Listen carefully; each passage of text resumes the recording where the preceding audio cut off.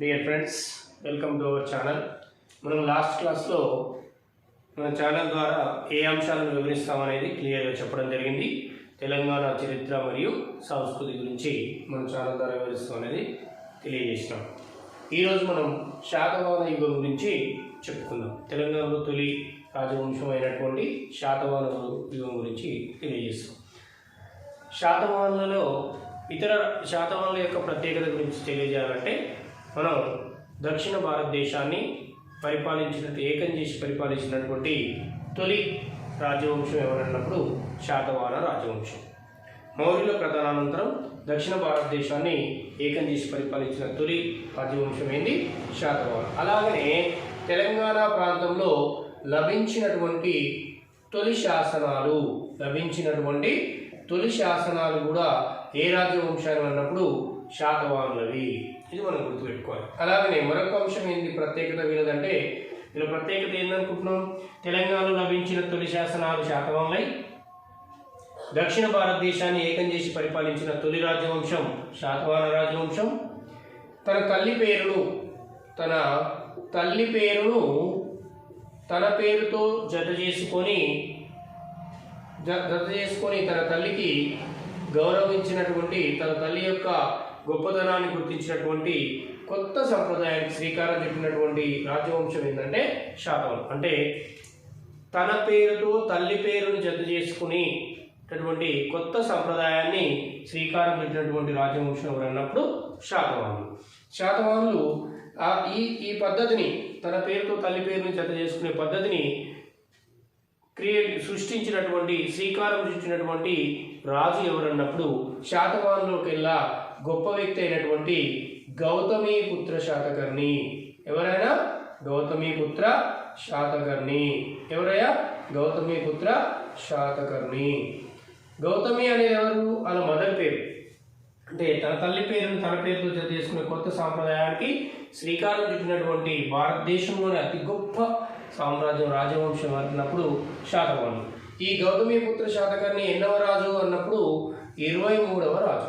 శాతవాహనులకెల్లా గౌతమీపుత్ర రాజు ఎన్నవ వాడు? 23వ రాజు. అంటే మనం ఇప్పుడు ఇక్కడ ఇతరుల రాజవంశాలకు శాతవాహనులకు ఉన్నటువంటి స్పెషలైజేషన్, ప్రత్యేకత గురించి మాట్లాడుతున్నాం. శాతవాహనులు మౌర్యుల అనంతరం దక్షిణ భారతదేశాన్ని ఆల్మోస్ట్గా ఏకం చేసి పరిపాలించినటువంటి గొప్ప రాజవంశం శాతవాహన రాజవంశం.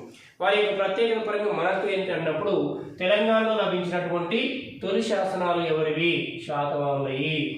తన తల్లి పేరును తన పేరుతో జత చేసుకొని కొత్త సాంప్రదాయానికి శ్రీకారం చుట్టినటువంటి గొప్ప రాజవంశం ఎవరిది? శాతవాహనులు. భారతదేశంలోనే గొప్పది. ఇతని అనంతరం గౌతమీపుత్ర శాతకర్ణి అనంతరం వివిధ రాజవంశాలలోని వివిధ రాజులు తన తల్లి పేరుతో జత చేసుకున్నారు. అది తర్వాత. కానీ తొలిసారిగా శ్రీకారం చుట్టిన వ్యక్తి మాత్రం గౌతమీపుత్ర శాతకర్ణి. ఇది శాతవాహనుల యొక్క గొప్పతనం. ఇంకా ప్రత్యేకత ఏంటి వీళ్ళకనంటే, దక్షిణ భారతదేశంలో లిఖితపూర్వకంగా రచనా శైలిని మొదలైనటువంటిది కూడా తెలంగాణ ప్రాంతంలో శాతవాహనుల కాలం నుంచే.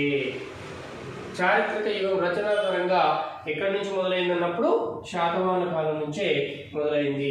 తెలంగాణ ప్రాంతాన్ని ఏకం చేసి, ఒక తెలంగాణే కాదు తెలుగు రాష్ట్రాలని మొత్తం కూడా ఏకం చేసి పరిపాలన చేసినటువంటి అతి గొప్ప రాజవంశం ఏంటన్నప్పుడు శాతవాహన రాజవంశం. శాతవాహనులు ఎవరికి సామంతులు అని చెప్పుకున్నాము? లాస్ట్ క్లాస్లో మౌర్యులకు సామంతులుగా చెప్పుకున్నాము. మౌర్యులకు సామంతులుగా పనిచేస్తున్నటువంటి వీరు మౌర్యుల అనంతరం స్వతంత్రాన్ని ప్రకటించుకొని దాదాపుగా కొద్ది గొప్ప మార్పులతోటి మౌర్యుల యొక్క పరిపాలన విధానాలని యాజ్ ఇట్ ఈజ్గా పాటించినటువంటి రాజవంశం ఎవరన్నప్పుడు శాతవాహన రాజవంశము. మరి ఈ రాజవంశం గురించి కొన్ని ముఖ్యమైన అంశాలను చూద్దాం. ఏంటన్నప్పుడు, శాతవాహనుల యొక్క మూల పురుషుడు ఎవరన్నప్పుడు శాంతనుడు లేదా శాతవాహనుడు. చాలా ఇంపార్టెంట్ అండి. శాతవాహనుడు లేదా శాంతనుడు. శాతవాహనుడు అనొచ్చు, లేకపోతే శాంతనుడు అనొచ్చు. ఎవరు? శాతవాహనుల యొక్క మూల పురుషుడు. శాతవాహనుల యొక్క స్థాపకుడు ఎవరు అన్నప్పుడు శ్రీముఖుడు. స్థాపకుడు ఎవరు? శ్రీముఖుడు. శాతవాహనుల స్థాపకుడు ఎవరండి? శ్రీముఖుడు. శాతవాహనులలో ఉన్నటువంటి గొప్ప రాజు ఎవరు? శాతవాహన సామ్రాజ్యంలో పరిపాలించిన రాజులలో గొప్ప వ్యక్తి, గొప్పవాడు ఎవరు అన్నప్పుడు Gautamiputra Satakarni. Gautamiputra Satakarni. Gautamiputra Satakarni. Once again repeat చేస్తున్నాను మళ్ళొకసారి. శాతవాహన సామ్రాజ్యం యొక్క మూల పురుషుడు శాతవాహనుడు లేదా శాంతనుడు. కొన్ని పుస్తకాలలో శాతవాహనుడు ఉంది, మరికొన్ని పుస్తకాలలో శాంతనుడు అని ఉంది. శాతవాహన సామ్రాజ్యం యొక్క స్థాపకుడు ఎవరు అన్నప్పుడు శ్రీముఖుడు. శాతవాహన సామ్రాజ్యంలో గొప్పవాడు, గొప్ప చక్రవర్తి, గొప్ప రాజు ఎవరు అన్నప్పుడు గౌతమీపుత్ర శాతకర్ణి. శాతవాహన రాజులో ఎక్కువ కాలం పాటు పరిపాలించిన రాజు, పరిపాలించినటువంటి చక్రవర్తి, పరిపాలించినటువంటి వ్యక్తి ఎవరు అన్నప్పుడు రెండవ శాతకర్ణి. రెండవ శాతకర్ణి. ఇది నేను చెప్పే ప్రతి అంశం కూడా చాలా ఇంపార్టెంట్ అండి. ఎగ్జామ్ పాయింట్ ఆఫ్ లో మోస్ట్ అండ్ ఇంపార్టెంట్. శాతవాహన రాజుల యొక్క, శాతవాహనుల యొక్క అధికార మతం ఏంది? అధికార మతం ఏందన్నప్పుడు వైదిక మతం. అధికార మతం అయినప్పుడు ఏంది? వైదిక మతం. ఇక్కడ ఒక అంశాన్ని గుర్తుంచుకోవాలి మనందరం ఫ్రెండ్స్. అధికార మతం అన్నప్పుడు వైదిక మతం, కానీ శాతవాహన రాజస్థాపకుడు అయినటువంటి శ్రీముఖుడు ప్రారంభంలో అనుసరించిన మతం ఏది అని ఒకవేళ క్వశ్చనింగ్ వస్తే జైన మతం. ఏంటిదండి? జైన మతం. తదనంతరం ఇతను వైదిక మతాన్ని స్వీకరించాడు. వైదిక మతాన్ని స్వీకరించాడు. వీరి కాలంలో, శాతవాహనుల కాలంలో ఆదరణ చెంది ఆదరణ లభించి అభివృద్ధి చెందినటువంటి అతి గొప్ప మతం మరొక మతం ఏంటంటే బౌద్ధ మతం. చూడండి మళ్ళొకసారి రిపీట్ చేస్తాను. వీరి శ్రీముఖుడు, రాజస్థాపకుడు అయినటువంటి శ్రీముఖుడు అనుసరించినటువంటి మతం జైన మతం. వీళ్ళ యొక్క అధికార మతం వైదిక మతం. వీరి కాలంలో అభివృద్ధి చెందిన మతం బౌద్ధ మతం. అంటే శాతవాహన సామ్రాజ్యంలో 3 మతాలకు స్థానం లభించింది. ఒకటి జైన మతం, మరొకటి వైదిక మతం, మరొకటి బౌద్ధ మతం. వీరి యొక్క అధికార భాష ఏంది అన్నప్పుడు ప్రాకృతం. అధికార భాష ఏంది? ప్రాకృతం. ఇప్పుడు మన దగ్గర ఉన్నటువంటి అధికార భాష ఏందన్నప్పుడు తెలుగు చెప్పుకుంటాం. అట్లనే ఇక్కడ అధికార భాష ఏంది? ప్రాకృతం. వీరి యొక్క శాసన భాష, అధికార భాషతో పాటు శాసన భాష అంటే వీళ్ళ రాజులు వీరి పరిపాలనా కాలంలో వేయించబడినటువంటి శాసనాలు ఏ భాషలో లభించాయి అని అర్థం. ఇక్కడ శాసన భాష అని కూడా చెప్పేది ఏంటంటే ప్రాకృతాన్నే. మరొకసారి అండి, వీరి యొక్క మూల పురుషుడు శాతవాహనుడు లేదా శాంతనుడు. వీరి యొక్క స్థాపకుడు శ్రీముఖుడు. గొప్పవాడు గౌతమీపుత్ర శాతకర్ణి. ఎక్కువ కాలం పరిపాలించిన వాడు రెండవ శాతకర్ణి. అధికార మతం వైదిక మతం. అధికార భాష ప్రాకృతం. శాసన భాష ప్రాకృతం. రాజ్యలాంఛనం, వీరి యొక్క రాజలాంఛనం ఏందన్నప్పుడు సూర్యుడు.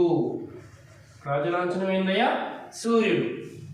శాతవాహనులలో ప్రారంభకుడు, రాజస్థాపకుడు, శ్రీముఖుడు అనుసరించినటువంటి ప్రారంభంలో అనుసరించిన మతం ఏంది? జైన మతం. తదుపరి అతను మళ్ళీ నెక్స్ట్ అనుసరించిన మతం ఏంది? వైదిక మతం. ఈ సామ్రాజ్యంలో ఆదరణ నోచుకొని అభివృద్ధి చెందిన మతం ఏంటంటే బౌద్ధ మతం. ఆదరణ పొంది అభివృద్ధి చెందినటువంటి మతం బౌద్ధ మతం. అంటే శాతవాహన సామ్రాజ్యంలో ఎన్ని మతాలకు ప్లేస్ ఉంది? జైన మతం, వైదిక మతం, బౌద్ధ మతం. వైదిక మతాన్నే హిందూ మతం అనొచ్చు, బ్రాహ్మణ మతం అనొచ్చు, ఎట్లయినా అనొచ్చండి. గుర్తుపెట్టుకోవాలి. ఇట్లా ఆప్షన్స్ ఇవ్వచ్చు. శాతవాహనుల యొక్క అధికార మతం ఏంటని కింద వైదిక అనే పదం లేకుండా హిందూ మతం అని ఇవ్వచ్చు. హిందూ మతం అన్నా, వైదిక మతం అన్నా, బ్రాహ్మణ మతం అన్నా ఒక్కటే. శాతవాహనులో చివరి రాజు ఎవరు అన్నప్పుడు చివరి పాలకుడు లేదా రాజు. చాలా ఇంపార్టెంట్ అండి. ప్రతి పాయింట్ నేను ఎగ్జామ్ పాయింట్ ఆఫ్ వ్యూనే చెప్తున్నాను. శాతవాహనులో ఉన్నటువంటి చివరి పాలకుడు ఎవరు అన్నప్పుడు 3వ శాంతనుడు. ఎవరైనా మూడవ పులోమావి మూడవ పులోమావి. చివరి పాలకుడు ఎవరు? మూడవ పులోమావి. మరొకసారి, మొదటివాడు శ్రీముఖుడు, చివరివాడు మూడవ పులోమావి.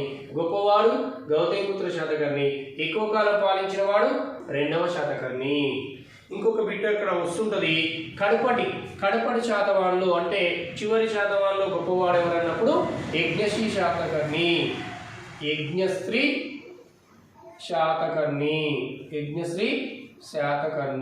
మరొకసారి, స్థాపకుడు ఎవరంటే శ్రీముఖుడు, గొప్పవాడు ఎవరన్నప్పుడు గౌతమిపుత్ర శాతకర్ణి, ఎక్కువ కాలం పరిపాలించిన వాడు అన్నప్పుడు రెండవ శాతకర్ణి, చివరి పాలకుడు అన్నప్పుడు మూడవ పులోమావి. చివరి వారిలో గొప్పవాడు అన్నప్పుడు యజ్ఞశ్రీ శాతకర్ణి. ఎవరు? యజ్ఞశ్రీ శాతకర్ణి. ఈ శాతవాహనుల యొక్క రాజధానులు ఏమిటో చూద్దాం ఒకసారి. శాతవాహనులు 3 ప్రాంతాలను తన రాజధానులుగా చేసుకొని పరిపాలన గావించారు. ఎన్ని ప్రాంతాలని? 3 ప్రాంతాలని. ఏంటి ఆ 3 ప్రాంతాలు? శాతవాహనులు 3 ప్రాంతాలను రాజధాని చేసుకుని అనుకున్నాం కదా. ఒకటి కోటిలింగాల, ఒక ప్రాంతం ఏంటండి? కోటిలింగాల. మరొక ప్రాంతం ఏంటి? ప్రతిష్టానపురం. మరొకటి ఏంటి? మరొకటి ఏంటి? ప్రతిష్టానపురం. మరి ఇంకొకటి ఏంటి? ధాన్య కటకం.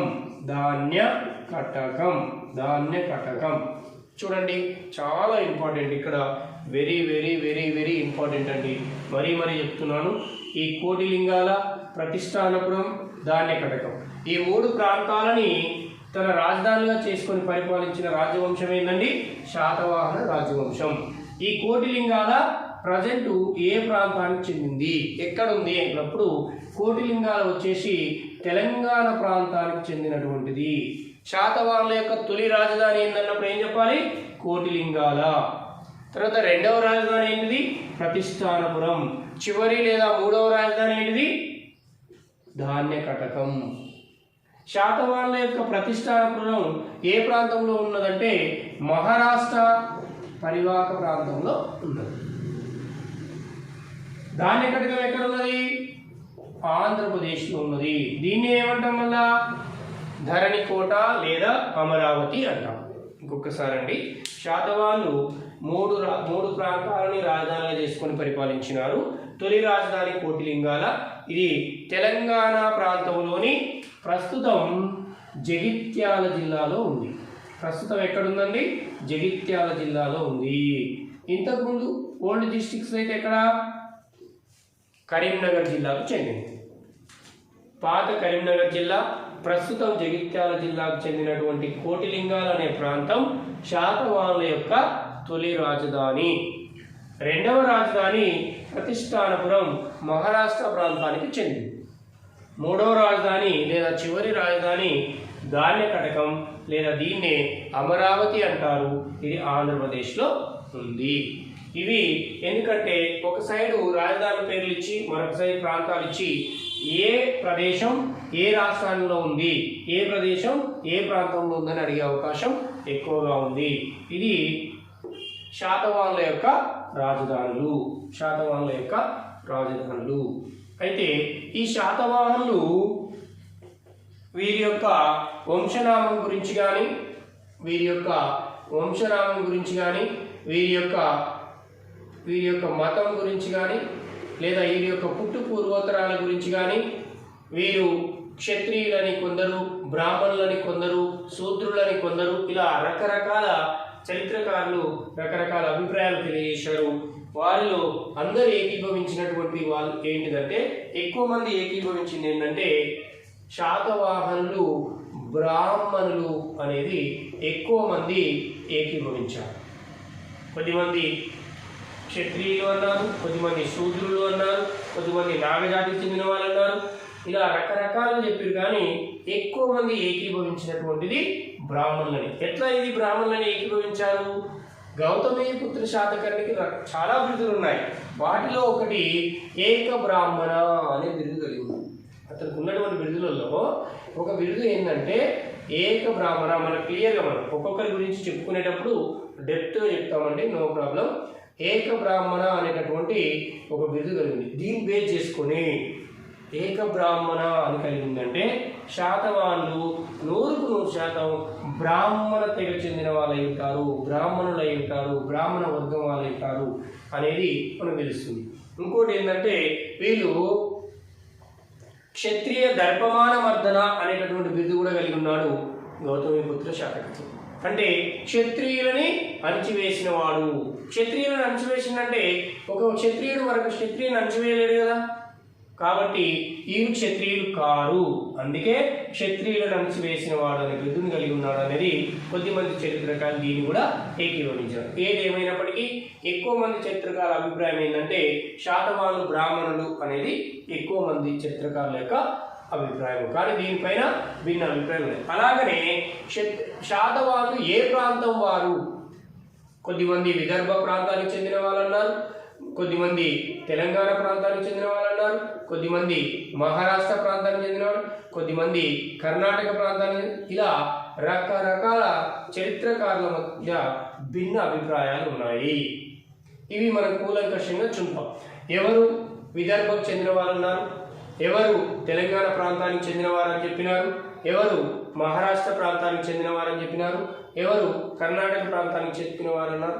అయితే ఒకవేళ విదర్భ అంటే దేని ఆధారంగా చేసుకొని విదర్భ వాళ్ళని ఈ చరిత్రకారుల అభిప్రాయం. దేని ఆధారంగా చేసుకొని తెలంగాణ ప్రాంతీయులని చెప్తున్నారు, దేని ఆధారంగా చేసుకొని మహారాష్ట్ర ప్రాంతీయులని చెప్తున్నారు, దేని ఆధారంగా చేసుకొని కర్ణాటక ప్రాంతీయులని చెప్తున్నారు. వీటిని బేస్ చేసుకొని మనకు క్వశ్చనింగ్ ఏరియా ఇది. అంటే ఏ చరిత్రకారులు దేని ఆధారంగా చేసుకొని ఏ ప్రాంతం చెందిన వారని తెలియజేశారు. ఇది మనకు ఖచ్చితంగా బిట్ వస్తుందండి. ఇక్కడ నుంచి ఆ ప్రాంతీయులు ఏ ఆధారం చేసుకునేందో తెలవాలి, ఏ చరిత్రకారులు ఏ ప్రాంతం వాళ్ళని గుర్తించారో కూడా తెలియాలి. ఎందుకంటే ఒక సైడు చరిత్రకారుల పేర్లు ఇచ్చి మరొక సైడు విదర్భ వాసులని, మహారాష్ట్ర వాసులని, కర్ణాటక వాసులని, తెలంగాణ వాసులని మరొక సైడు చరిత్రకారుల పేర్లు ఇచ్చి మ్యాచింగ్ అడుగుతున్నాడు. అంటే మనకు తెలిసి ఉండాలి ఏంటంటే ఇప్పుడు వివి మినాసి అన్నప్పుడు ఎమ్మటే ఏం చేయాలి, మనకు విదర్భ ప్రాంతం వాళ్ళు శాతవాహనులు అని చెప్పాడు అనేది మనకు ఫిక్స్ అయి ఉండాలన్నమాట. అంటే ఇవి కంపల్సరీ ఏ ప్రాంతం ఏ చరిత్రకారుల అభిప్రాయం ప్రకారంగా ఏ ప్రాంతం ఇలా చెప్పడానికి ఆధారం ఏంటి? ఎందుకంటే ప్రతి చరిత్రకారుడు ఏదో ఒక ఆధారాన్ని చూపించి మాత్రమే చెప్పారు. ఇప్పుడు తెలంగాణ ప్రాంతీయులని ఎలా చెప్పారు? తెలంగాణలో ఉన్నటువంటి కోటి లింగాలు అవి తొలి రాజధాని అంటున్నాం. ఈ కోటి లింగాలలో లభించినటువంటి నాణాలు శ్రీముఖునికి చెందినవి. శ్రీముఖుడు ఎవరు? శాతవాహన రాజస్థాపకుడు. ఇతనికి సంబంధించినటువంటి నాణాలు ఎక్కడ లభించినాయి? కోటిలింగాలలో.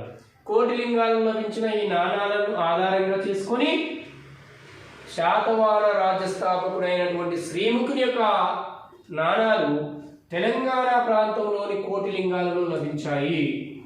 కాబట్టి వీరి యొక్క తొలి రాజధాని కోటిలింగాల. వీళ్ళు 100% వీళ్ళు తెలంగాణ ప్రాంతీయులే అని నిర్ధారణ చేశారు. అట్లా మహారాష్ట్ర అనేది విదర్భ అని ఎట్లా అన్నారు, కర్ణాటక, ఇవన్నీ కూడా మనం క్లియర్గా చదువుకోవాలి.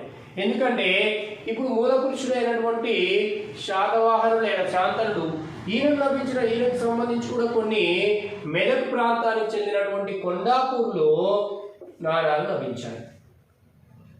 ఇక్కడ శ్రీముఖుని నాణాలు లభించినాయి, అట్లాగనే శాతవాహనుకు సంబంధించిన నాణాలు లభించినాయి. అంటే ఈ కొండాపూర్ కానీ ఈ కోటిలింగాలు కానీ ఈ ప్రాంతాలు ఎక్కడవండి?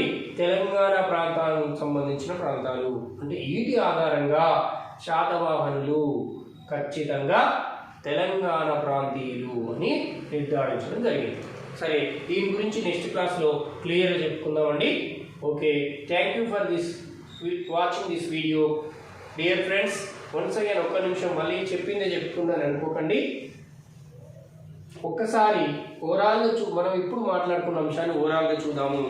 ఏమనుకున్నాం మనం? శాతవాహన యుగం ఎక్కడదండి? ఇది మౌర్యుల సామంతులుగా ఉంటూ మౌర్యుల పతనానంతరం ఏర్పాటు చేయబడినటువంటి దక్షిణ భారతదేశం యొక్క సామ్రాజ్యం. దీని యొక్క మూల పురుషుడు ఎవరు? శాతవాహనుడు. దీని యొక్క స్థాపకుడు ఎవరు? శ్రీముఖుడు. దీంట్లో ఉన్నటువంటి గొప్పవాడు ఎవరు? గౌతమిపుత్ర శాతకర్ణి. దీంట్లో ఎక్కువ కాలం పరిపాలించింది ఎవరు? 2వ శాతకర్ణి. దీంట్లో చివరి పాలకుడు ఎవరు? 3వ పులోమావి. కడపటి వారిలో గొప్పవాడు ఎవరు? యజ్ఞశ్రీ శాతకర్ణి. దీనిలో అధికార మతం ఏంది? వైదిక మతం. దీని యొక్క అధికార భాష ఏంది? ప్రాకృత భాష. వీరి యొక్క శాసన భాష ఏంది? ప్రాకృతం. వీరి యొక్క రాజ్య లాంఛనం ఏంది? సూర్యుడు. వీరి యొక్క రాజధానులు ఏంది? 3 ప్రాంతాలు. తొలి రాజధాని ఏంది? కోటిలింగాల. కోటిలింగాల ఎక్కడ ఉంది? ప్రస్తుతం తెలంగాణ రాష్ట్రంలోని జగిత్యాల జిల్లాలో గలదు. ఒకప్పుడు ఎప్పుడు ఉన్నది? తెలంగాణ రాష్ట్రంలోని కరీంనగర్ జిల్లాలో గలదు. విడిపోయిన జిల్లాల ప్రకారంగా, కొత్త జిల్లాల ప్రకారంగా జగిత్యాల జిల్లాలోకి వెళ్ళింది. 2వ రాజధాని ఏంది? ప్రతిష్టానపురం. ఈ ప్రతిష్టానపురం ఎక్కడుంది? మహారాష్ట్ర సమీపంలో ఉంది. చివరి లేదా 3వ రాజధాని ఏంది? ధాన్యకటకం. దీన్నే ఏమంటాము? ధరణికోట, అమరావతి అంటాము. ఇది ఎక్కడుంది? ఆంధ్రప్రదేశ్లో ఉంది.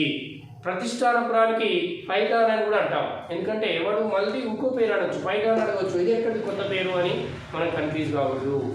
Okay friends, thank you watching for this video.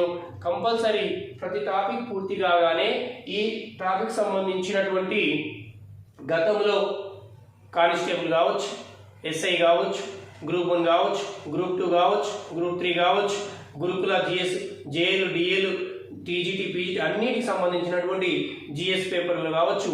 ప్రతి అంశం ఈ టాపిక్ పూర్తయింది అనుకోండి, దీనికి సంబంధించి ప్రీవియస్ ప్రశ్నలు వచ్చినాయి.